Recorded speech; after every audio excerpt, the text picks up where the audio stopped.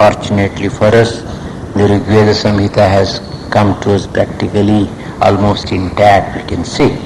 More than 10,000 mantras. How did our ancient people achieve this? They invented a method of chanting, means a system of chanting. There is a Padapatha, Kramapatha, then Jata Patha, Ghana Patha, and so on. These are explained in the beginning of some of our chanting books. By this method, they practically preserved the entire Rigveda for the posterity over the last 5, 6, 7,000 years. The Rigveda Samhita is divided into 10 mandalas, and the mandalas again into suktas, suktas into mantras. There are two methods. The first method, Ashtaka, Adhyaya and all that, that division is based more upon the numerical strength of the mantras in order to remember them more easily. But the subjects get mixed up. In the mandala system, the division is according to the subject. Some mandalas are smaller, some are bigger. So this comes in the first mandala as the 99th Sukta, the first mantra of the 99th Sukta. So those who are interested can refer to the Mysore Palace publication of the Rigveda in 30 volumes, where detailed explanations are also given by the Pandits who have done phenomenal work during the 40s. Who is the Rishi for this mantra? Because we have to go back to the Rigvedic origin. Kashyapa Maricha is the Rishi. That is, Kashyapa Maricha, Maricha belonging to the Kashyapa Gotra. He is the Rishi, the sage to whom the mantra was revealed. The Devata is Agni Jatavedas. Agni is also called Jatavedas. Trishtub is the Chandas, next to Anushtub. Anushtub and Trishtub are common meters which are found even in our Gita. Somam Sunavama Jata Vedase. Soma is Soma Rasa. They had a kind of creeper which they used to call as Soma Lata. They used to get it and then they used to crush it and extract juice out of that. It is a long process. Soma Rasa was very commonly used in the Soma Yagas or Soma sacrifices. Later on, even in the ancient literature we find, most probably this Soma was lost. It was not probably possible to get the plants, probably not possible to grow them, so they started using substitutes. Some of the modern scholars during the last 40-50 years, including the Western scholars, have tried to trace this, but they have not succeeded. But there is mention of the Somalata and Somarasa in our ancient scriptures any number of times. In fact, the Soma is considered as a Devata, as a deity presiding over the Somalata and then Somarasa and giving us what we want through this particular creeper. For the sake of Agni Vijata Vedas, we are going to extract Soma juice from the Soma creeper. That is the first sentence. Now who is this Jata Vedas? Jata Vedas is a word which is very commonly used in the Rigveda for Agni. Jatanam Utpattimatam Sarvesham Veditre Yadva Jataihi Sarvaihi Pranibhihi Jnayamanaya Jata Dhanaya Jata Prajnayava Agnaye. This is how Sayana Bhashi finds it. Vedas, one who knows. Jata, as soon as he is born. Now this is interpreted in two different ways. Now I am seeing, as a witness I am here. And Agni is being produced through the Aranis. You know, they had two pieces of wood, Uttararani and Adhararani. The Adhararani was a piece of wood with a small hole, and the Uttararani was more or less like a pestle and mortar, something like that. Vanake ಮತ್ತು ವರುಳು ಇದ್ದ ಹಾಗೆ. In fact, we have kept some of these things in the museum of our institution in Mysore, Ramakrishna Institute.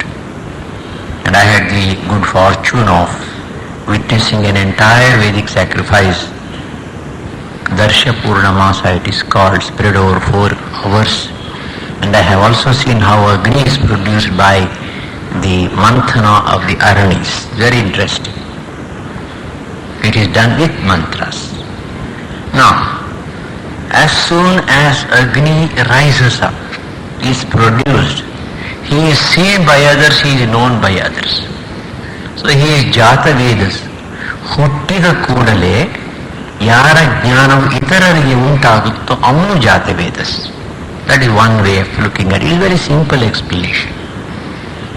But the other explanation, more esoteric, is as soon as he gets manifested, he sees the whole universe, he knows everything that is in the universe. Suppose it is dark here and we light a match. As soon as fire is produced, the whole place is lighted up. We can extend the example. As soon as Agni is produced, Agni is not the physical fire, Agni is the physical manifestation or representation of God, the Supreme, Brahman, is identified with Brahman in the Rig Veda. So he lights up everything, he knows everything. So he is called as Jata Vedas. Also, another meaning that is given is, Vedas means dhana or wealth. So as soon as he is born, he makes the whole world as his own wealth. Ultimately everything belongs to God. And God is manifesting himself in and through the physical fire. These are the interpretations that are given. So one who knows everything as soon as he is manifested, or one who is known by others as soon as he is manifested, or one to whom the whole world belongs as soon as he takes birth in this world. Then Agni, Agram Nayati iti Agnihi, that is the definition. Who is Agni? One who leads and takes us. He is leading whom and taking whom to whom, that is the question we have to answer. Agni is the deity who is leading the various deities of the Vedic pantheon to the sacrificial altar to receive their shares of the offerings. The last mantra of the Rig Veda is very interesting. Sangachadvam, Samvadadvam, Samvomanamsi Janatam. You have heard of this. There, Sayana says, a sacrifice has just been completed. Performance of a Vedic sacrifice is a very, very difficult task. And it is not a one-man's job. A number of people have to cooperate and coordinate their efforts to achieve this. Recently we had our annual celebrations. How many people have worked for the success? Sometimes devotees come and congratulate me. I said, I tell them I have done nothing. I am simply sitting here and our boys have done wonderfully all these things, boys and devotees. So that has been done with the help and cooperation of a number of people. And you know, Karma Kshetra is Kurukshetra also. We know very well. When we are in the field of work, there are personality clashes, angularities come up. Suppose I am all alone by myself, probably I may belong to the Saptarshi Mandala, or I may be Jivan Muktar and Avatar Purusha. But when I start working with other people, then only the poisons inside us come out. Raga, Dvesha, Kama, Krodha, jealousy, desire for name and fame and so on and so forth. So when such differences come, you, the rishis, who have worked together to make this sacrifice a tremendous success, have shown exemplary self-control. The rishi, the leader is telling them. So you have sunk your differences in the best interest of the total sacrifice or sacrifice as a whole. You have cooperated with one another. Ultimately, the whole sacrifice has been achieved very well. Now, the Rishi is telling his followers, you see how the gods came to our sacrificial pandal, shed, and then accepted their offerings. Bhagavan Shankara says in his commentary on one of the Upanishads, I don't remember where, nowadays in this Kali Yuga, we are not fortunate to see the Vedic deities come and accept the sacrificial offerings. We don't have that purity and spiritual insight to see them in their Sukshma Sharira. But in the olden days they had. So the Devatas, when they were invited by the Hota through the appropriate mantras, they would physically descend to the sacrificial shed and they would stand in a queue. Suppose Indra comes first, Agni comes next, Mitra comes next, Ashwini Devatas come at the end. According to the order in which the offerings are given, they form the queue and they come and accept their offerings and go. So, in the same way, in the way in which the gods appeared here, accepted their offerings in cooperation and coordination in an orderly way, in the same way, you also should cooperate and coordinate even here afterwards in this world. That is the meaning of the mantra Sangachadvam Sambhatattva. So in all these things, Agni has a very important part to play. It is Agni who receives the offerings and carries the offerings to the deities. Suppose the deities used to come and accept the offerings, well, Agni would give them here. Suppose the deities won't come here now, then Agni would carry them to their world. And this is your share, this is your share, and this is your share. So Agni was the person who would transfer or transmit or take and give the offerings to the various deities. Therefore he is called as Agre Nayati Agram Nayati. He leads them to the sacrificial shed, or he takes the offerings to the respective gods and then gives it to them. And Jata Vedas, as I told you, can also be interpreted as one who has all the dhana in this world. That means whatever wealth is created in this world, in fact everything that is in this world is in one sense or the other wealth because it is useful to somebody or the other. And all that ultimately belongs to God, and God has manifested himself in and through the form of Agni.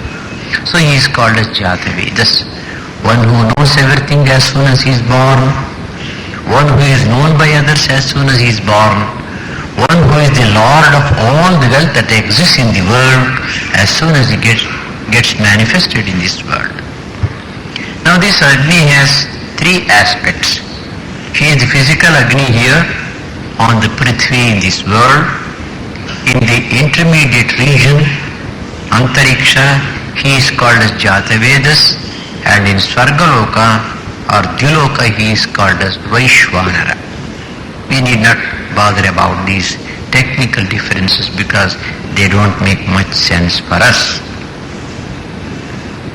But we have to remember that even though our ancient rishis, our forefathers, paid great attention to the sacrificial religion, very much addicted to the sacrificial processes against which later the Upanishadic sages rebelled. Even they who were very much attached to the sacrificial religion were fully conscious of the inner meaning and significance of the sacrificial rites, and that Agni, to whom the offerings are made, is none other than Parabrahman. They performed the sacrifices because they were all householders, they wanted to live here very well, happily. warding out the problems and difficulties of life. So they performed sacrifices, because after all is said and done, human efforts have a limit and a limitation.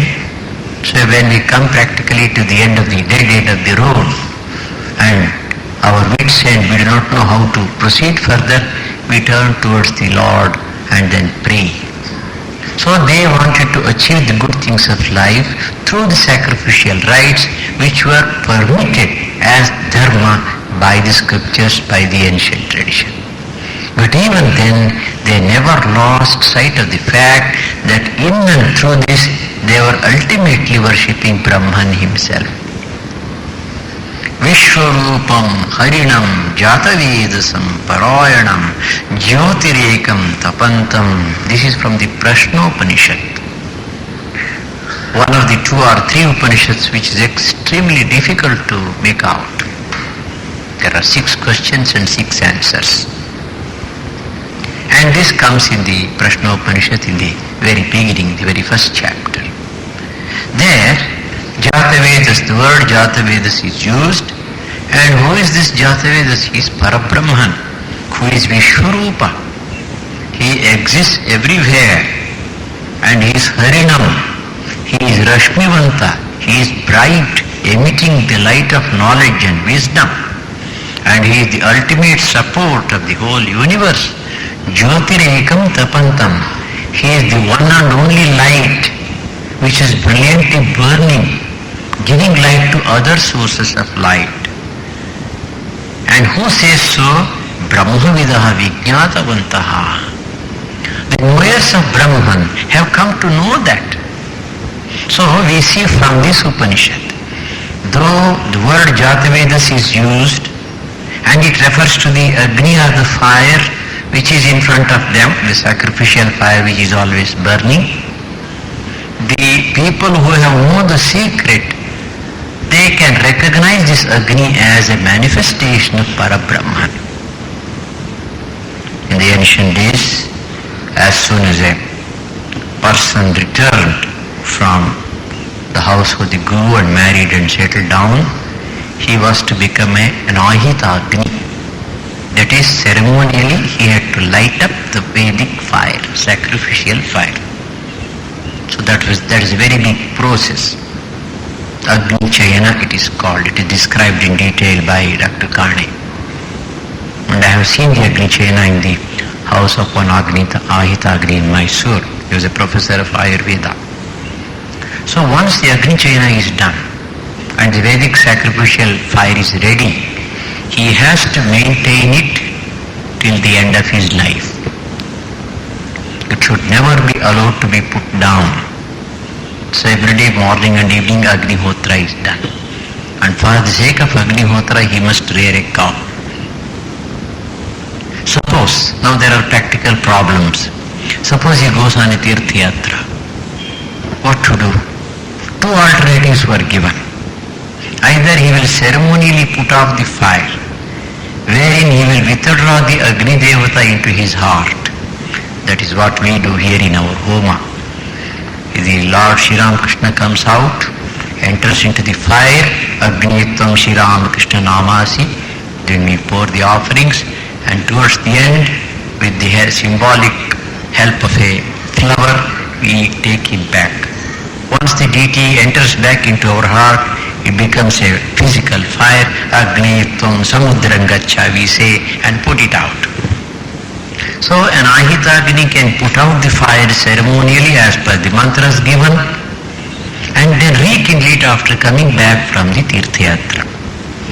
But some people were there, they were so particular, they were not prepared psychologically for this. So they used to carry the fire in earthen pots, and they would never travel more distance for more time than what is necessary.